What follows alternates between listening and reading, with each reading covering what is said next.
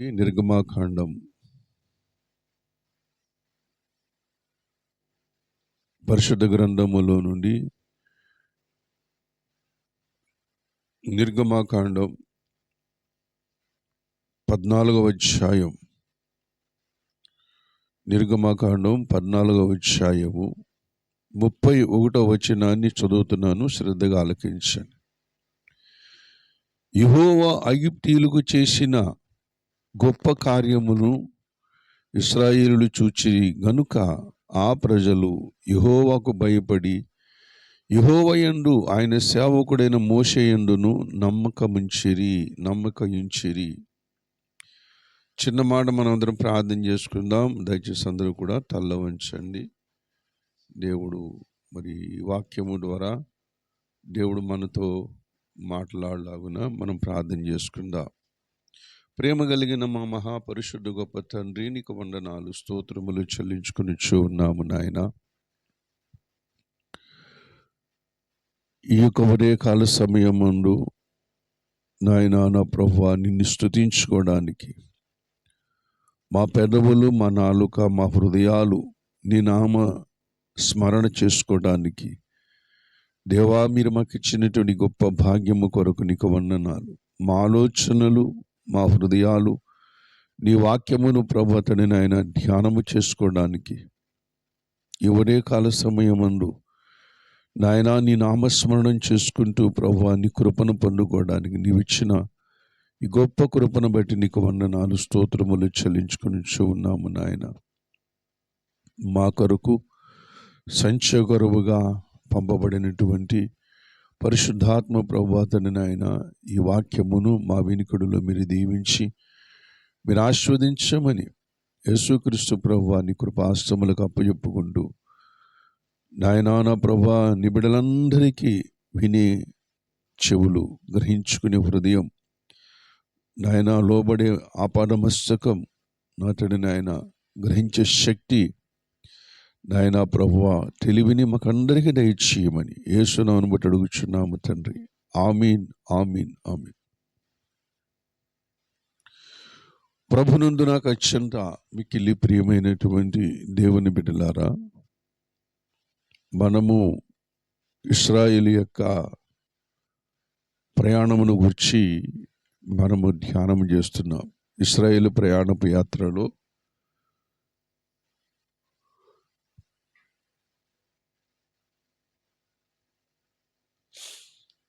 7 ఘట్టాల గురించి మనము దేవుని యొక్క వాక్యములో ధ్యానము చేసుకుంటూ ఉంటున్నాం.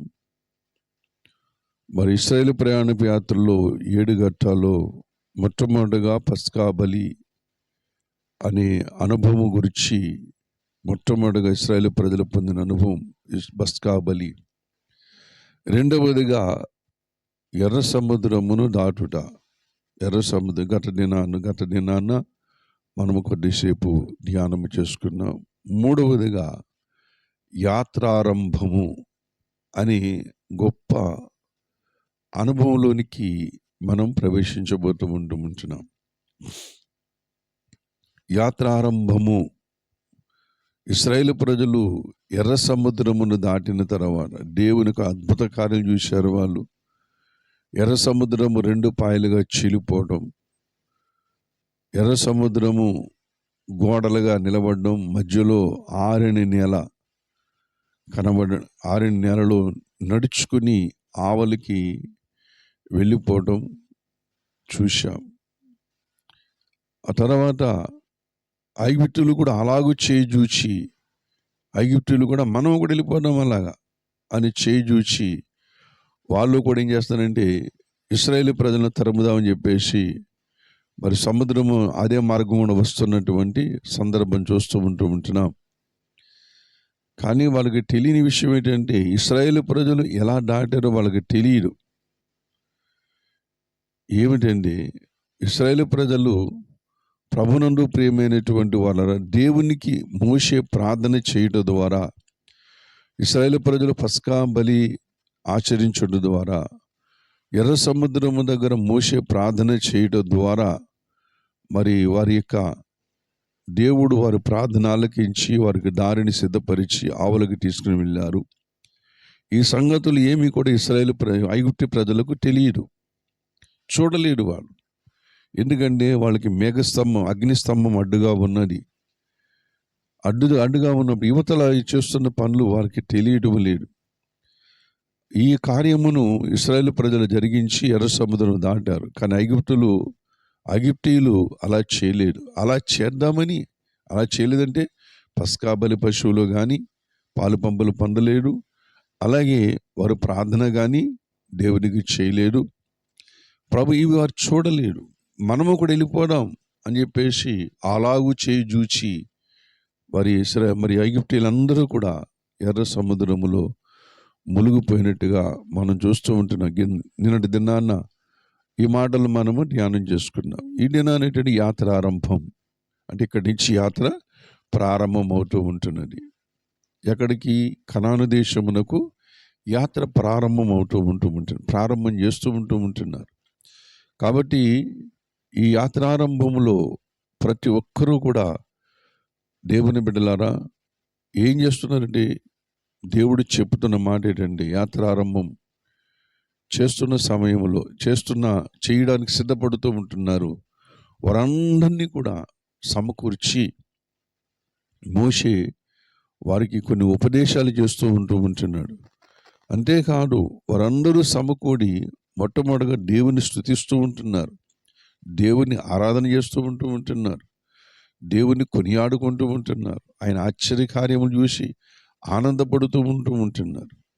నిజమే ప్రభునందు ప్రియమైన వాళ్ళరా, ఈ యాత్ర ఇది చాలా సంతోషకరమైనది. ఎందుకంటే మన శత్రువులు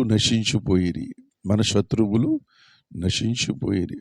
ప్రభునందు ప్రియమైనటువంటి వాళ్ళరా, మన సంకటములన్నీ కూడా తీరిపోయాయి.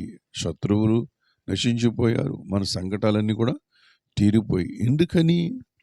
ఎలాగా అంటే యేసు ప్రభువుని రక్షకుని అంగీకరించడం ద్వారా, యేసు ప్రభువుని భుజించడం ద్వారా, యేసు ప్రభువుని వెంబడించడం ద్వారా, దేవుని మాట వినడం ద్వారా, ప్రభునందు ప్రియమైన వాళ్ళరా, ఈ కార్యము మన జీవితంలో జరుగుతూ ఉంటుంది. వారి జీవితంలో జరిగింది, మన జీవితంలో కూడా జరుగుతూ ఉంటున్నది.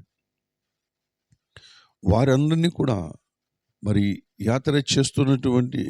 యాత్రారంభం చేస్తున్నటువంటి వీరందరినీ కూడా దేవుడు ఒక చోటుకు సమకూర్చి వాళ్ళందరూ ప్రభువుని స్తుతిస్తూ ఉంటున్నారు. ఇక్కడ ఒక గమనించేది ఏంటంటే, పరిశుద్ధాత్మ దేవుడు ఇశ్రాయేలు ప్రజలందరినీ కూడా వాళ్ళ మనసులను, వాళ్ళ ఆలోచనలు, వాళ్ళ తలంపులను సమస్తము కూడా దేవుని వైపు నడిపిస్తూ ఉంటున్నాడు. హల్లెలూయా. దేవుని వైపు, దేవుని బలము వైపు, దేవుని శక్తి వైపు, దేవుని యొక్క శక్తి సామర్థ్యముల వైపు దేవుడు నడిపిస్తూ ఉంటున్నాడు. ఈ మాటను మనం గమనించాలి.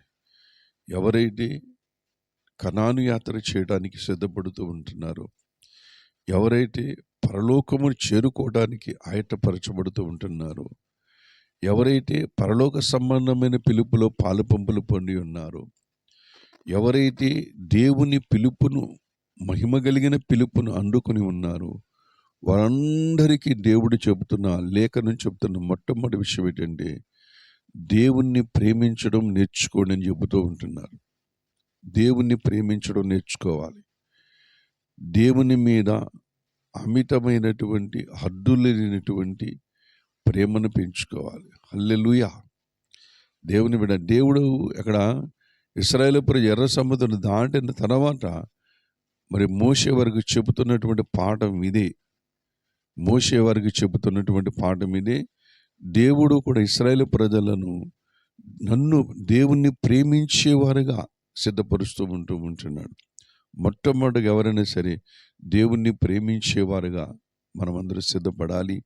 ప్రభునందు ప్రియమైనటువంటి వాళ్ళన అప్పుడు యాత్ర ప్రారంభమవుతుంది. ఎందుకు ప్రేమ అంటే, దేవుడు చెబుతూ ఉన్నాడు, దేవుని మీద ప్రేమ మనకున్నప్పుడు, దేవుని కార్యాల మీద మనకు ప్రేమ ఉన్నప్పుడు, దేవుణ్ణి మనం ప్రేమిస్తూ ఉంటున్నప్పుడు, ప్రభునందు ప్రియమైనటువంటి వాళ్ళరా, దేవుడు మనలను కనానుకు సిద్ధపరుస్తూ ఉంటాడు. హల్లెలూయా. ఎందుకు ప్రేమ అంటే, ఈ మార్గములో మనం ఉండవలసింది ఏంటంటే, దేవుని మీద ప్రేమ తరిగిపోకూడదు. హల్లెలూయా. దేవుని మీద ప్రేమ ఎప్పుడు కూడా తరిగిపోకూడదు. అందుకని మార్కు సువార్త పరిశుద్ధ గ్రంథములో నుండి కొన్ని మాటలు మనము ధ్యానం చేసుకుందాం. మార్కు సువార్త 12వ అధ్యాయం.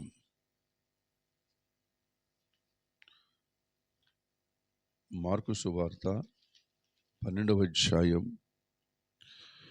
29-30 వచనాలు చదువుతున్నాను చూడండి. అందుకు యేసు, ప్రధానమైనది ఏదనగా, ఓ ఇశ్రాయేలు వినుము, మన దేవుడైన ప్రభువు అద్వితీయ ప్రభువు. నీవు నీ పూర్ణ హృదయముతోను, నీ పూర్ణాత్మతోను, నీ పూర్ణ వివేకముతోను, నీ పూర్ణ బలముతోను నీ దేవుడిని ప్రభువును ప్రేమింపవలననిదియే ప్రధానమైన ఆజ్ఞ అంటూ. దేవుని బిడ్డలారా, యేసు ప్రభు వారు ఈ భూమి మీద ఉన్నప్పుడు ఆయన చుట్టూ ఉన్న వారికి చెబుతూ ఉంటున్నాడు, ఓ ఇశ్రాయేలు విను.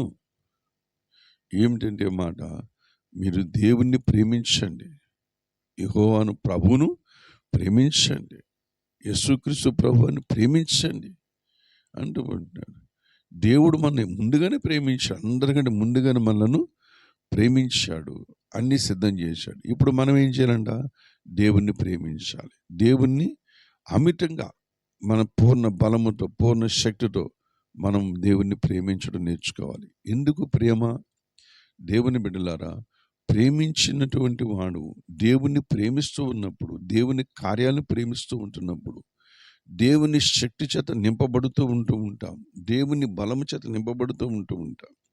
ఏ పరిస్థితులు ఎలాగున్నా సరే, కుటుంబ పరిస్థితులు కానీ, వ్యక్తిగత పరిస్థితులు కానీ, సమాజ పరిస్థితులు కానీ, మరి ఎలా ఉన్నా సరే వీటన్నిటిని అధిగమించగలిగినటువంటి వాడు, తప్పించగలిగినటువంటి వాడు, విడిపించగలిగినటువంటి వాడు, ఎర్ర సముద్రమును దాటించగలిగినటువంటి వాడు నీ మీద ఉన్నాడు, నీలో ఉన్నాడు, నీ పైన ఉన్నాడు, నిన్ను ఆవరించి ఉన్నాడు.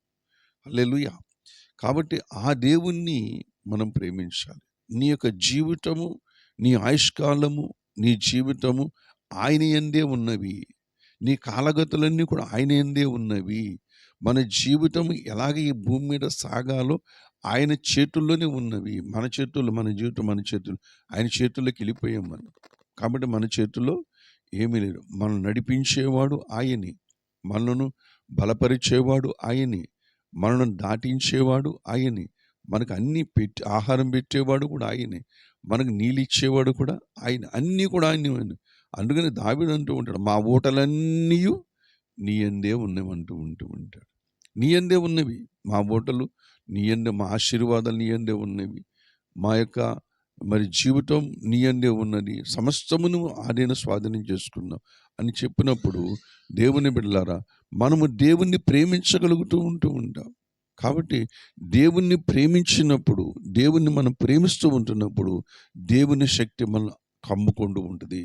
దేవుని యొక్క మరి ఆ కృప మనల్ని ఆవరిస్తూ ఉంటుంది, మనల్ని నడిపిస్తూ ఉంటుంది.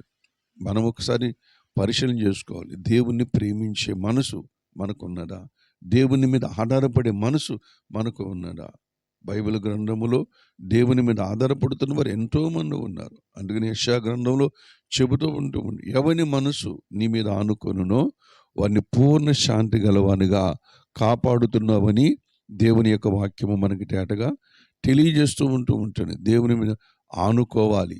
ఇక నుంచి ఐగుప్తు దేశంలో ఉన్నప్పుడు మీ ఇష్టం వచ్చినట్టు జీవించారు, కానీ ఇప్పుడు ఐగుప్తు దేశం నుంచి ఎక్కడికి వచ్చారు? ఇప్పుడు ఎర్ర సముద్రమును దాటారు. మళ్ళీ ఐగుప్తు దేశానికి వెళ్ళడానికి అవకాశము లేదు. ఎందుకంటే మళ్ళీ రావాలంటే, వెనక్కి రావాలంటే మళ్ళా ఎర్ర సముద్రము చీలడం అనేది అసాధ్యం. చీలరు, ప్రభునందు వెనక్కి రాలేరు. ఐగుప్తీయులు ఇంకా మీరు తరిమే వాళ్ళు కూడా ఉండరు. ఇక నుంచి ఒక రకమైనటువంటి విశ్వాసయాత్ర సాగుతూ ఉంది. దేవుడు నడిపించే మార్గములో మనం వెళుతూ ఉంటున్నాం. ఇది అరణ్య యాత్రే కానీ ఇది ఆనంద యాత్ర అని భక్తులు కూడా పాటలు పాడుకున్నారు. ఇశ్రాయేలు ప్రజలు కూడా అదే పాట పాడుకుంటూ ఉంటున్నారు. యెహోవా నా బలమా అని యథార్థమైనది అని చెప్పేసి, యథార్థమైనదని చెప్పి పాట పాడుతున్నాయి. మిరియాము, అహరోను, మోషే వీళ్ళందరూ కూడా ఆ మిరియాముతో పాటు ఉన్న సమాజం అంతా కూడా చక్కటి పాటలు పాడుకుంటూ వెళుతూ ఉంటున్నట్లుగా మనం చూస్తూ ఉంటున్నాం. పాటలు ఎప్పుడు పాడుతాం? దేవుని మీద,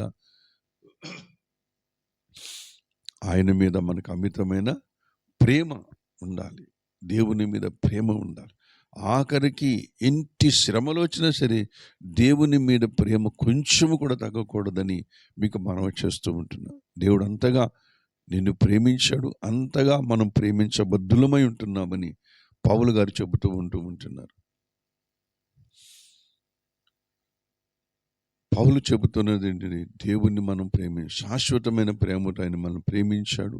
మనము కూడా దేవుణ్ణి ప్రేమించాలి. దేవుణ్ణి ప్రేమించే వారికి సమస్తము సమకూడి జరుగుతున్నాయని చెప్పేసి కూడా రోమపత్రికలో మనం చూస్తూ ఉంటున్నాం.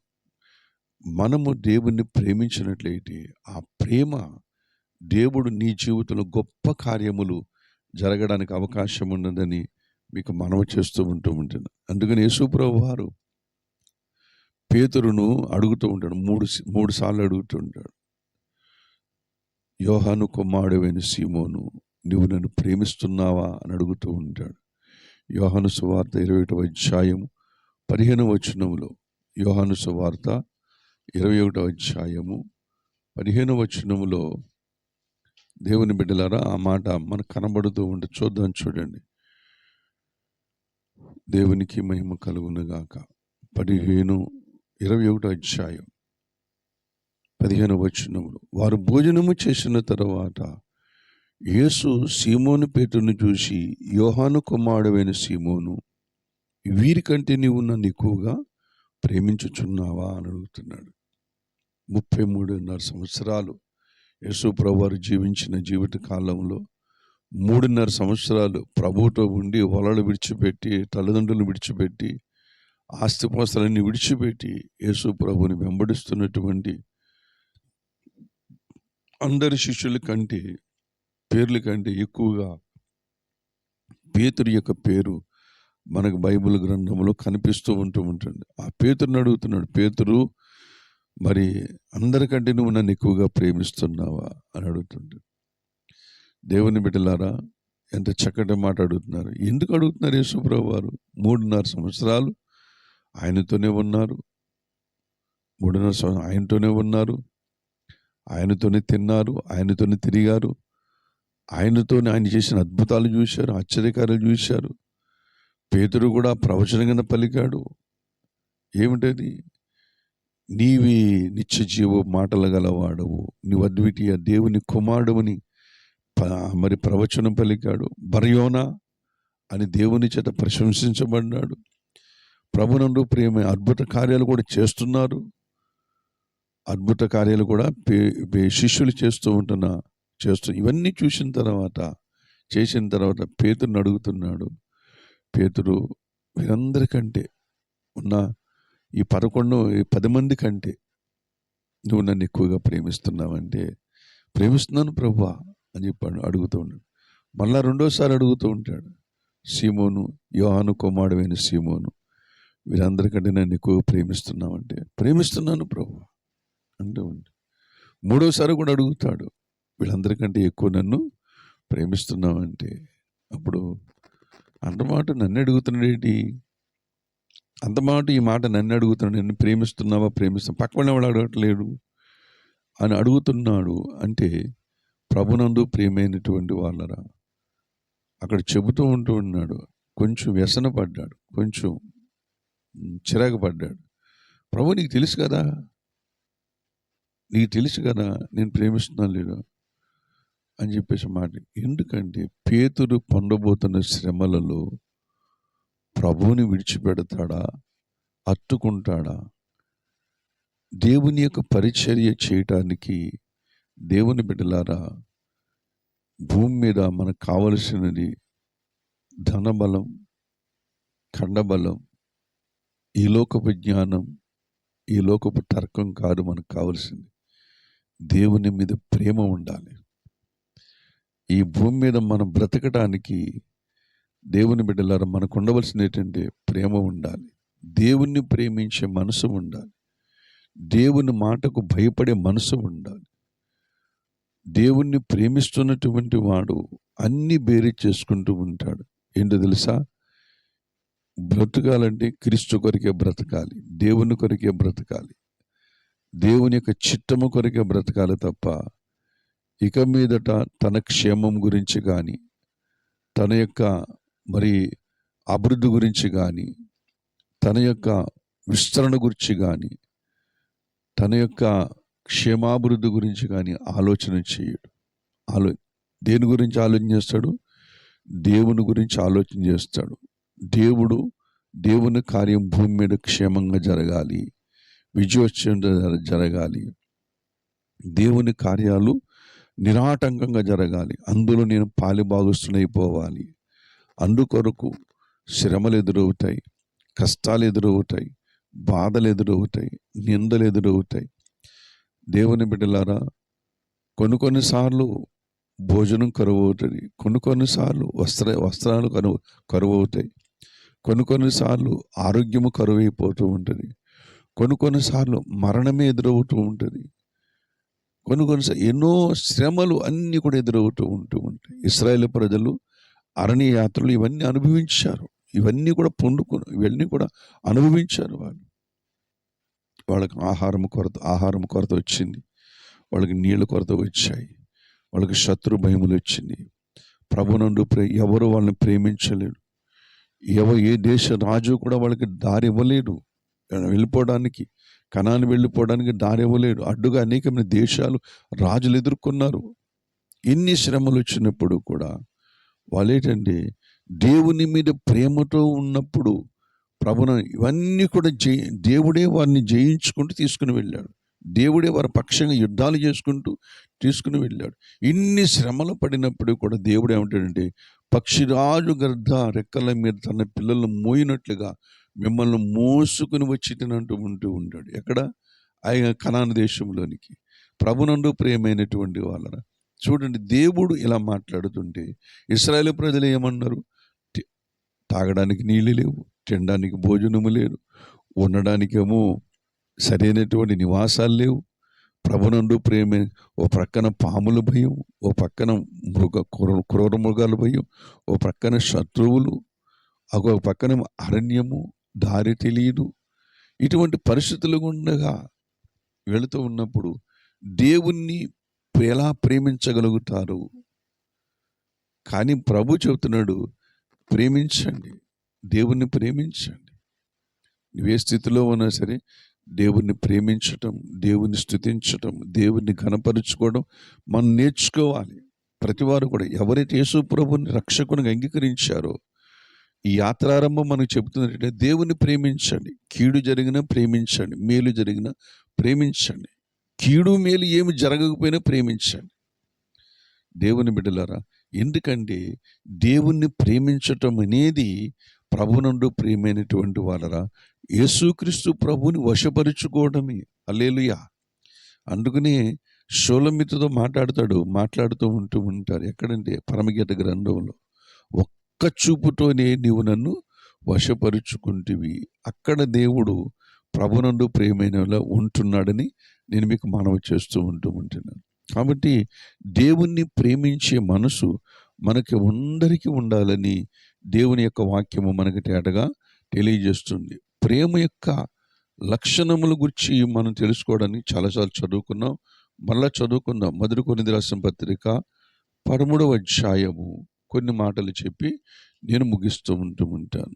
13వ అధ్యాయము 4, 5, 6 వచనాలు చదువుకున్నాను. చూడండి, ఎందుకు దేవుడు ప్రేమించమంటున్నాడు. సైనికులుగా యాత్రారంభం చేసే వాళ్ళలో ప్రతి వారు కూడా ఇది ఉండాలి. ఏదో ఒక అద్భుతాన్ని చూసి ప్రభుని నమ్మడం కాదు, ఏదో ఒక మేలుని చూసి ప్రభుని నమ్మడం కాదు, ఏదో ఉపకారాన్ని చూసి ప్రభుని నమ్మడం కాదు. నీకు జరుగుతున్న ఉపకారాలు, మేలులు అన్యులకు కూడా జరుగుతూ ఉంటున్నాయి. సమస్తము కూడా ఆయన దానములతో ప్రతి వారిని కూడా నింపుతున్నాడు. కానీ నిన్ను ప్రత్యేకించుకున్నాడు కనుక, లోకములోంచి నిన్ను ప్రత్యేకించుకున్నాడు. వేరే ఐగుప్తు దేశము నుంచి నేను ప్రత్యేకించుకున్నాడు. ఎర్ర సముద్రం దాటి, మరణమైన సముద్రం దాటి అవతలకు వచ్చేసావు. నువ్వు జీవములు ప్రవేశించావు.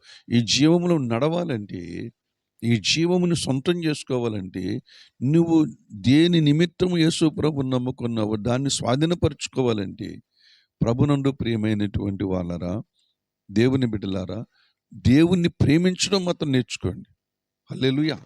దేవుణ్ణి ప్రేమించడం నేర్చుకోండి. ఆ ప్రేమ ఎలా ఉండాలంటున్నాడు ఇక్కడ చెబుతూ ఉంటున్నాడు. 4వ వచనం, ప్రేమ దీర్ఘకాలము సహించును, రెండో దయ చూపించును, ప్రేమ మత్సరపడదు, ప్రేమ డంబముగా ప్రవర్తింపదు, అది ఉప్పొంగదు, అమర్యాదగా నడువదు, స్వప్రయోజనమును విచారించుకొనదు, త్వరగా కోపపడదు, అపకారమును మనస్సులో ఉంచుకొనదు, దుర్నీతి విషయమే సంతోషపడక సత్యమునందు సంతోషించును, అన్నిటినీ తాళుకొనును, అన్నిటిని నమ్మును, అన్నిటినీ నిరీక్షించును, అన్నిటినీ ఓర్చును. ఇంచుమించు 14 అనుభవాలు కనబడుతూ ఉంటుంది. ప్రేమ 14 అనుభవాలు అక్కడ కనబడదండి. లెక్క పెట్టుకోండి. తర్వాత దేవుని బిడ్డలారా, ఇటువంటి ప్రేమ, ఆ ప్రేమలో ఉన్న లక్షణాలు మనలో ఉన్నట్లయితే దేవుని బిడ్డలారా, మనకిది ఆనంద యాత్ర అవుతుంది. ఈ ప్రేమలు ఏ లక్షణము కూడా కరువైనా సరే ప్రభునందు ప్రియమైన వాళ్ళరా, ఆ యాత్ర అది దుఃఖకరముగాను, అది దుఃఖ సహితముగాను, మరి అది చాలా ఇబ్బందికరంగా పడిపోవడానికి అవకాశం ఉంది. వెనకకి తిరిగి పడిపోవడానికి అవకాశం ఉంటున్నది అని బైబిల్ గ్రంథమును బట్టి మనం గ్రహించగలుగుతూ ఉంటున్నాం. అందుకని కొరింథీ రాసిన పత్రికలోనే చెబుతూ ఉంటాడు. 10వ అధ్యాయములో మొదటి కొరింథీ రాసిన పత్రిక 10వ అధ్యాయము 12వ వచనములో, తాను నిలుచుచున్నానని తలంచుకున్నవాడు పడకుండానట్లు జాగ్రత్తగా చూచుకొనవలెను అని మాట్లాడుతూ ఉంటున్నాడు. కాబట్టి ప్రభునందు ప్రియమైన వారు, ఎవరైతే యాత్ర చేస్తున్నాను అనుకుంటున్నారో వారందరూ కూడా ప్రేమను కలిగి ఉండాలి.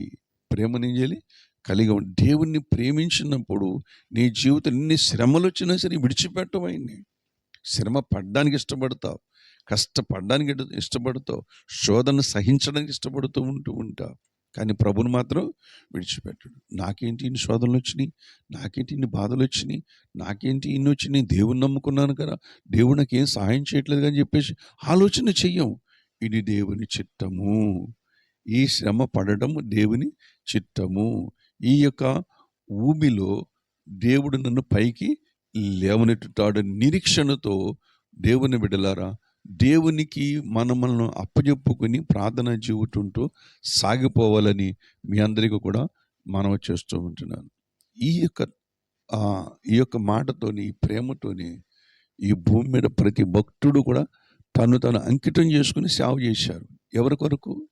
దేవుని సంకల్పం నెరవేరడానికి దావీదు ఎలాగైతే సేవ చేశాడో భక్తులు కూడా సేవ చేస్తున్నారు. అందులో డేవిడ్ బ్రెయినార్డ్ ఉన్నాడు, గొప్ప ప్రార్థనాపరుడు. దేవుని బిడ్డలారా, అతనికేమో భయంకరమైన క్యాన్సర్, భయంకరమైనటువంటి దగ్గుతున్నప్పుడు, ఆ రోజు క్యాన్సర్ వ్యాధి, దగ్గుతున్నప్పుడు రక్తం నోటంట పడుతూ ఉంటున్నది, రక్తమే నోటంట పడుతుంది. అయినా సరే రక్తము నోటంట పడుతున్నా సరే దేవుణ్ణి ప్రేమించడం మానలేడు, దేవుని మాటలు ప్రకటించడం మానలేడు. సౌత్ ఆఫ్రికా దేశాన్ని ప్రభునందు ప్రియమైన వాళ్ళ ప్రభు దగ్గర నడిపించినటువంటి వ్యక్తి ఆయన. ఎంతోమంది గొప్ప గొప్ప దైవజనులను సిద్ధపరిచినటువంటి వ్యక్తి ఎవరు? David Brainerd. అందులో విలియం కేరీ గారు కూడా ఆ డేవిడ్ బ్రెయినార్డ్ రాసినటువంటి పుస్తకాల ద్వారా ప్రభావితమై దేవుని ప్రేమించి మన ఇండియాకు వచ్చి దేవుని సువార్త ప్రకటించినట్లుగా మనం చూస్తూ ఉంటున్నాం. అలాగే భక్త్ సింగ్ గారు కూడా దేవుని బిడ్డలారా, దేవుని ప్రేమించారు. ఆఖరి శ్వాస వరకు కూడా ఎన్నో శ్రమలు పడి, ఎన్నో బాధలు పడి, ఎన్నో శ్రమలు ఎదుర్కొని దేవుని బిడ్డలారా దేవుని చిత్తమును చేశారు. కానీ వెనదిరగలేరు వాళ్ళకి ఏమేమి లాభకరమైనో అన్నీ కూడా ప్రభు కొరకు ఇచ్చేశారు, వదిలిపెట్టేశారు. దేవుని కాడినెట్టుకుని దేవుని సేవ చేశారు. హడ్సన్ టేలర్, చైనా దేశాన్ని ప్రభుని గొప్ప ఉద్యోగం నడిపించినటువంటి వ్యక్తి హడ్సన్ టేలర్ గారు కూడా ఎన్నో శ్రమలు, బాధలు పడ్డారు. ప్రభునందు దేవుని ప్రియులారా, మరి ప్రతి వారు కూడా అటువంటి ప్రేమతో దేవుని సువార్త చేశారు. ప్రేమతో ప్రేమించినప్పుడు ఎన్ని శ్రమలైనా పడతాం దేవుని కొరకు. అందుకని దేవుడు అన్నాడు కదా, యాత్ర చేస్తున్న మీరందరూ కూడా దేవుని ప్రేమించి, ఈ ప్రేమ లేకపోతే యాత్ర చేయలేవు. దేవుని మీద ప్రేమ లేకపోతే యాత్ర చేయలేవు. దేవుని ప్రేమ లేకపోతే నువ్వు ప్రార్థన కూడా చేయలేవు. దేవుని మీద ప్రేమ లేకపోతే ప్రభునందు ప్రియమైనటువంటి వలన ఏమి కూడా నువ్వు చేయలేవు. దేవుని మీద ప్రేమ లేకపోతే దేవుని కూడా ఇవ్వలేం, దేవుని పరిచయం కూడా సాగించలేం. అది ఒకవేళ నిజంగా ప్రేమ ఉందనుకోండి, కొంచెం ప్రేమ ఉందనుకోండి, అది ఫస్ట్లో కొంచెం కనబడుతూ ఉంటుంది. కొద్ది దూరం వెళ్ళిన తర్వాత నీకేదో శ్రమ వచ్చినప్పుడు మళ్ళీ వెనక్కి వెళ్ళిపోవటం ఉంటుంది. అందుకని యేసుప్రభువు వారు ఉపమానం చెబుతూ ఉంటున్నాడు, విత్తవాని ఉపమానం గురించి చెబుతూ ఉంటున్నాడు. అంటే దాని అర్థం ఏంటి? అక్కడ ఫలించేవారు, మంచి నెల పడిన వారు ఓర్పుతో ఫలిస్తారని చెప్పేసి 30 దంతులుగా 60 దంతులు 100 దంతులుగా ఫలిస్తారని చెప్పేసి మాట్లాడుతూ ఉంటాడు. కాబట్టి ఫలించాలన్నా ఓర్పు ఉండాలి. ఫలించాలి, దేవుని ప్రేమ ఉండాలి. ఓర్పుతోనే మనం ఫలించాలి. మిగతా వాళ్ళందరూ కూడా తుప్పలు వచ్చినాయి, పక్షులు ఎత్తుకుపోయాయి, అలా కొన్ని రాతి నేల పడినాయి అంటే ఆకర్షంగా వచ్చారు, కానీ మళ్ళీ తిరిగి వెనక్కి వెళ్ళిపోయారు. కానీ ముందుకెళ్ళిన వారు మాత్రం కాలేబు చూడండి, యెహోషువ చూడండి, దేవుని ఎంతగానో అటువంటి ప్రేమను కలిగి మన యాత్రను మనం ప్రారంభించాయి. అది ప్రేమ ఎప్పటి వరకు ఉండాలి? తుది శ్వాస వరకు, ఆఖరి ఊపు వరకు, తుది శ్వాస మొదలుకొని ఆఖరి కొన ఊపిరి వరకు కూడా మనకి ఈ ప్రేమ తరిగిపోకూడదు. ప్రకటన గ్రంథం అదే చెప్తున్నాడు, నువ్వు ప్రేమ వదిలితివి, నువ్వు ప్రేమను వదిలితివి, నువ్వు ప్రేమను వదులుతావు అని చెప్పేసి దేవుడు 7 సంఘాలకు లేఖ రాస్తూ ఆ లేఖలో 6 సంఘాల గురించి మాట్లాడుతూ ఉంటున్నాడు. కనుక ప్రభునందు ప్రియమైన వాళ్ళరా, ప్రేమించిన వాడే యాత్రికుడు అవ్వగలడు. ప్రేమించిన వాడే ప్రభునందు ప్రియమైనటువంటి వాళ్ళరా దేవుని కార్యాలు చూడగలడు. ప్రేమించిన వాడే ప్రభు కొరకు నిలబడగలడు అని దేవుని యొక్క వాక్యము మనకి డేటగా తెలియజేస్తుంది. ప్రేమించిన వాడే కణాల్లో కనబడతాడు. మరలా ఈ అరణ్యయాత్ర అంతా చేసి చేసి చేసి చేసి విజయాలు పొంది యుద్ధాలు చేసి మళ్ళీ ఎక్కడ కనబడతాడు? అరణ్యయాత్రలు. ఇవన్నీ ఎవరి వల్ల జరుగుతాయి? నీ వల్ల కాదు, నిన్ను నడిపిస్తున్న దేవుని వల్లే జరుగుతూ ఉంటాయి. కాబట్టి ఆ దేవుని ప్రేమించండి. ఆ దేవుడే మనకు మార్గమును సరళం చేస్తూ ఉంటాడు. దేవుడు నిన్ను ఆదుకుంటూ ఉంటాడు. దేవుడు నిన్ను శీఘ్రముగా ఆయన యొక్క కనాను దేశంలో నిన్ను ప్రవేశపెడుతూ ఉంటాడు. కనుక ప్రభునందు ప్రియమైన వాళ్ళరా, ఎర్ర సముద్రం దాటిన ఐగుప్తీయులు కనానులోనికి వెళుతూ ఉంటున్నారు. మనము కూడా లోకమును దాటిన మనము కూడా, మరణము దాటిన మనము కూడా ఎక్కడికి వెళ్తున్నాం? దేవుని యొక్క నిత్యరాజ్యంలోనికి వెళుతూ ఉంటున్నాం. దేవుడి మాటలు మన వినికుడిలో దీవించుండగాక. ప్రార్థన చేసుకుందాం. అందరూ తల్ల వంచండి. ప్రార్థన